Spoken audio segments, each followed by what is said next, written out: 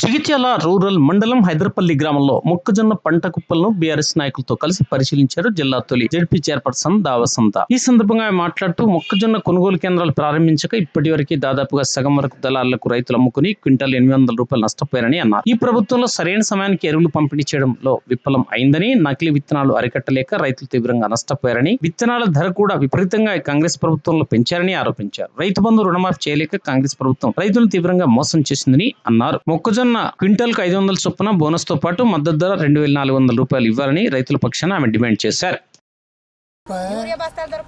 అట్లా ఇప్పుడు పొలాలు కొంతమంది ఉన్నాయని ఇస్తలేరా అక్కడ అన్ని పెట్టినా కానీ ఏం బాగుంటా ఇట్లా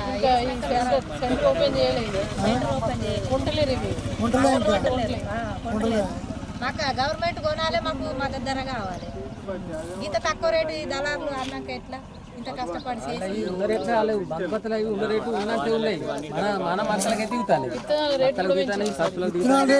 డూప్లికేట్ వస్తున్నాయి అన్ని అడ్లు డూప్లికేట్. ఇప్పుడు మాకు తిండి అడ్లు మొత్తం తినత్తలేదు, అన్నం అంతా డూప్లికేట్ వస్తున్నాయి. మక్కలు మొరలే ఆనకాలం మళ్ళీ సేద మళ్ళీ మక్కలు పెట్టే వరకు ఉన్న పసుపు పోయింది అటు వస్తాయి. మక్కలు డూప్లికేటే, అడ్లు డూప్లికేటే, సీడ్ పాల్ట్ ఎర్ర మంది అయితే ఖచ్చితంగా వస్తుంది. అదే ఇది 15 రోజులు అవుతుంది మేడం, మొన్న 3 రోజులు అయిపోయింది.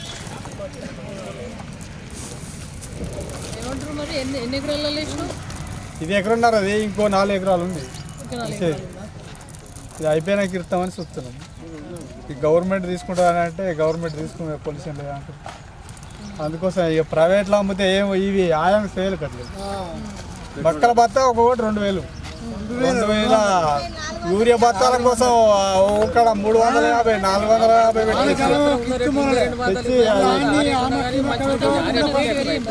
లేదు. కేసీఆర్ ఇచ్చిన మందులకు ఉన్నది ఒకసారి 3 సార్లు మందులు ఉంటాయి దానిలో. ఇప్పుడు దీని లెక్క అయితే ఏం మిగులుతలేదు.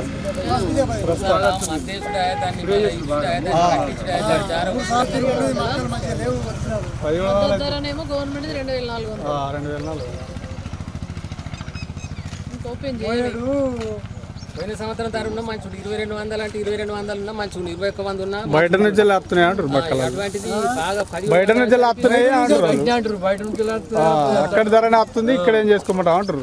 మేమేం చేయమంటున్నాం అంటారు. కొనుగోలు సెంటర్లు ఓపెన్ చేయకపోయింది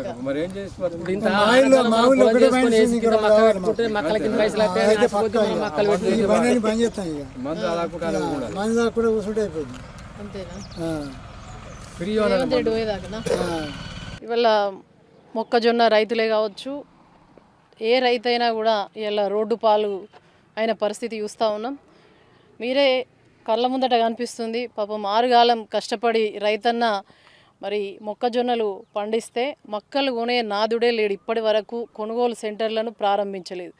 గత ప్రభుత్వం కేసీఆర్ గారి హయాంలో మార్కెట్ ద్వారా మరి మొక్కల కొనుగోలు కేంద్రాలు ప్రారంభించి మరి మద్దతు ధరకు రైతు నష్టపోకుండా మద్దతు ధరకు మొక్కలు కొనుగోలు చేసినటువంటి గత ప్రభుత్వం ఘనత అయితే, ఈరోజు మరి 6 కాలం శ్రమించిన రైతన్న ఇలా రోడ్డు మీద మక్కలు పోసుకొని మరి బాధపడుతూ ఉన్నాడు. మరి వాళ్ళే స్వయంగా రైతులు చెప్తా ఉన్నారు, విత్తనాల ధర కూడా గతం కంటే విత్తనాల రేటు కూడా పెంచడం జరిగింది. యూరియా దొరుకుతలేదు. ఒక పక్క అన్నీ కూడా ఇబ్బందులు ఉన్నటువంటి పరిస్థితుల్లో కూడా మేము రైతులను కష్టపడి ఈ మొక్కజొన్నలు వండిస్తే ఇలా దళారుల చేతిలో నష్టపోయే పరిస్థితి వచ్చింది. దళారులు అయితేనేమో 1400 నుంచి 1700 లోపు అడుగుతూ ఉన్నారు. అదే మాకు ప్రభుత్వం వచ్చి కనికరించి ఆదుకుంటే మొక్కల మరి కొనుగోలు సెంటర్లు ఏర్పరిస్తే 2400 మద్దతు ధరతోటి మరి గవర్నమెంట్ కొంటే రైతుకు లాభమయ్యే అవకాశం ఉంటుంది. కానీ ఇప్పటి వరకు ఇక్కడ ఉన్నటువంటి ఎమ్మెల్యే కానీ మరి అధికారులు కానీ కనీసం మొక్కజొన్న రైతులంటే కూడా చిన్న చూపు అయిపోయింది. మొక్కజొన్న రైతులను పట్టించుకునే నాదుడే లేడు. ఇలా రోడ్డు పాలవుతుంది వాళ్ళ కష్టం కూడా. మొక్కజొన్న రైతులను మరి ఆదుకోవాలని చెప్పేసి ఇక్కడ ఉన్నటువంటి రైతులు మాకు ఫోన్ చేస్తే హుటాహుటిన మరి రావడం జరిగింది. ఎందుకంటే వాళ్ళకు మద్దతు ధర కల్పిస్తేనే వాళ్ళు చేసిన కష్టము కొంత కుటుంబం కూడా ఆర్థికంగా మెరుగుపడే అవకాశం ఉంటుంది తప్ప లేకపోతే అన్నీ కూడా నష్టపోయినరు ఇవాళ వాళ్ళు ఆ విధంగా బాధపడుతూ ఉన్నారు. ఎవ్వరు కూడా ఇటు వచ్చి చూసిన పాపాన పోలేదు. కొనుగోలు సెంటర్లు ఏర్పాటు చేయాలని చెప్పేసి రైతుల మాటల్లోనే విన్నాం.